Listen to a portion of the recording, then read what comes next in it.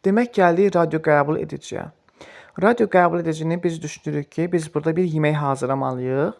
Nə edirik? Gətiririk bunları, dalğalar gəlir burada antenaya. Yəni ərzaqlar almışıq, ərzaqları gətirdik evə. Antena bizim üçün evdir. Sonra gələn dalğalar buradan göndərilir hara? Rəqs konturuna. Burada bu rəqs konturunu bildirir. Rəqs konturu bizim üçün mətbəxdir.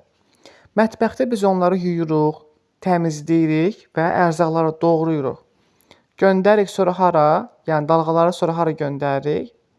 Təbii ki, detektora. 3 burada detektordur. Detektor burada nəyi göstərir uşaqlar?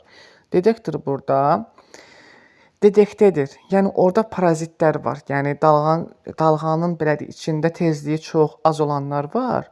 Onları bir növ təmizləyir. Aydın oldu. Digər dalğalar qarışımlarını onları təmizləyir. Başqa sözlə, bişirdiyimiz yəni qidanı, yeməyin biz burada zirin-ziblini təmizləyirik. Yəni 3 bizdə qazan roludur. Artıq yeməyə qoymuşuq, pişir. Sadəcə onun zirin-ziblini təmizləyirik.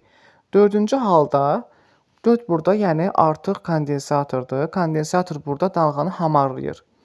Yəni bizim artıq yeməyimiz burada yavaş-yavaş hazırdır. Artıq yeməyi çəkmişik, servis üçün hazırlayırıq.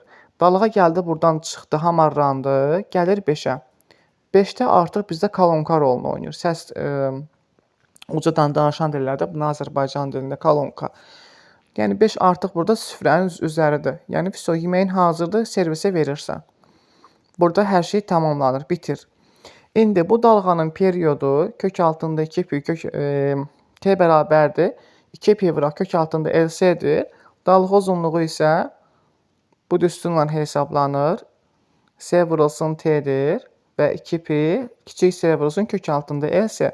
Buradakı kiçik S bizdə işıq sürətini verir. Onu da bilirik ki, 3 vuraq 10^8 metr bölək saniyə. Yəni bu dalğanın yayılma sürətini bizə vermiş olur.